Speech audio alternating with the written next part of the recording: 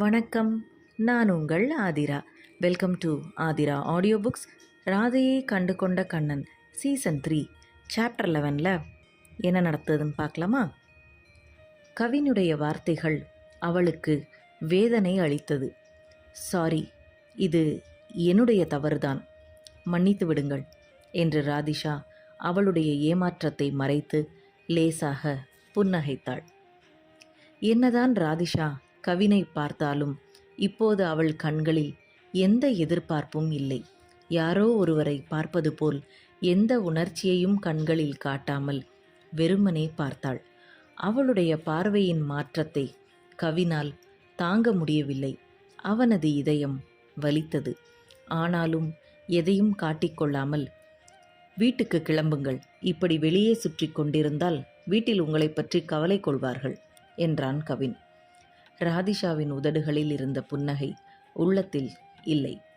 Thank you CM sir, நீங்கள் உண்மையில் உங்கள் மக்களை மிகவும் நேசிக்கிறீர்கள். எங்களை மன்னித்ததற்கு நன்றி என்றாள் ராதிஷா. ஆம், கவினுடைய தாயின் கண்களில் அவன் ஒரு நல்ல மகனாக திகழ்ந்தான்.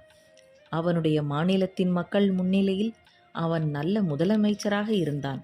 ஆனால் அவனுடைய திஷாவிற்கு அவன் நல்ல, என்ன சொல்வது, எதுவுமாகவும் இல்லையே. சிறு வயது முதல் அவனை நினைத்து வளர்ந்தவள் வீட்டை விட்டு வெளியே வந்து அவன் புறம் இன்று அவள் வந்து நின்ற பின்பும் கவினால் ஏற்றுக்கொள்ள முடியவில்லையே. அவன் செய்து கொடுத்த சத்தியம் எங்கே? அவளுக்கு கொடுத்த நம்பிக்கை எங்கே? எல்லாம் காற்றில் கரைந்து விட்டதா? கவினால் சில விஷயங்களை மாற்றி அமைக்க முடியவில்லை. அவனுக்கு கொடுக்கப்பட்ட பொறுப்புகளை சரிவர செய்தாக வேண்டிய கட்டாயத்தில் அவன் பிணைக்கப்பட்டிருந்தான். அதனால் கவின் ராதிஷாவை விட்டு விலக முடிவெடுத்தான். ராதிஷா அவன் சொன்னதை நம்பி அவன் பரிசளித்த அந்த மோதிரத்துடன் அவன் முன் வந்து நின்றாள்.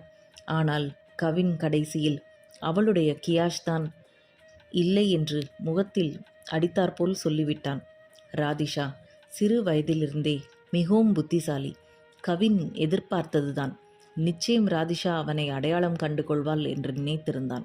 ஆனால் அவளுடைய சந்தேகத்தை இப்படி முகத்திற்கு நேராக அவள் கேட்டபோது கவின் சற்று அதிர்ந்தான்.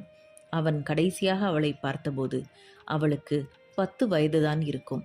அப்படி 10 வருடத்துக்கு மேல் ஆன பின்பும் அவளால் அவனை அடையாளம் காண முடிந்ததை நினைத்து ஆச்சரியப்பட்டான் கவின். யாருக்குமே தெரியாத ரகசியம் கவினுடைய மனதில் ஓடிக்கொண்டிருந்தது. ராதிஷாவின் கைகள் இரண்டையும் பிடித்து கொண்டு, நான் தான் உன்னோட கியாஷ், நீ இத்தனை ஆண்டுகளாக எனக்காகத்தான் காத்திருந்தாய் என்று சொல்லத் துடித்தான் கவின். ஆனால் அவனால் முடியவில்லை.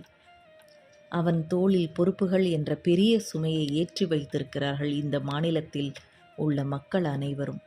கவினால் அப்போதும் சரி இப்போதும் சரி நினைத்தபடி செய்ய முடியாமல் கைகள் கட்டப்பட்டிருந்தான்.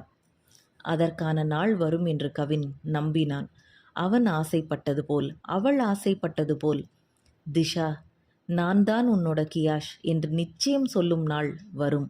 இதெல்லாம் அவனுக்குள் படமாக ஓடிக்கொண்டிருந்தபோது ராதிஷாவின் குரல் அவனது சிந்தனையை கலைத்தது.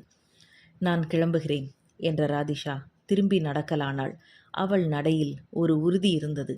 தலை நிமிர்ந்து சென்று கொண்டிருந்தாள். தவறாக ஒரு மாநிலத்தின் முதலமைச்சரிடம் பேசியதை நினைத்து அவள் வருத்தப்படவில்லை. மாறாக அவளது சந்தேகம் தீர்ந்ததை நினைத்து அமைதியானாள். இவன் கவின் யாதவ் வர்மா, இந்த மாநிலத்தின் புதிய முதலமைச்சர், அவ்வளவுதான். கியாஷிற்கும் இவனுக்கும் எந்த சம்பந்தமும் இல்லை என்ற முடிவிற்கு வந்தாள் ராதிஷா.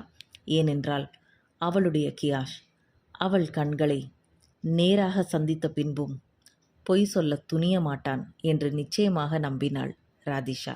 அதோடு ராதிஷா வருத்தப்படும்படி கியாஷ் நடந்து கொள்ள வாய்ப்பே இல்லை என்று தோன்றியது ராதிஷாவிற்கு. ராதிஷா திரும்பி நடப்பதை பார்த்த கவினுக்கு அவள் கையை பிடித்து இழுத்து அவளை நிறுத்த வேண்டும் என்று தோன்றியது. ஆனால் அவன் எதையும் செய்யவில்லை. வெறுமனே அவள் சொல்வதை செய்வதறியாது வருத்தத்துடன் பார்த்து கொண்டு நின்றான். ஐ எம் சாரி திஷா, எனக்கு கொஞ்சம் டைம் கொடு என்று மனதிற்குள் அவளிடம் முறையிட்டான்.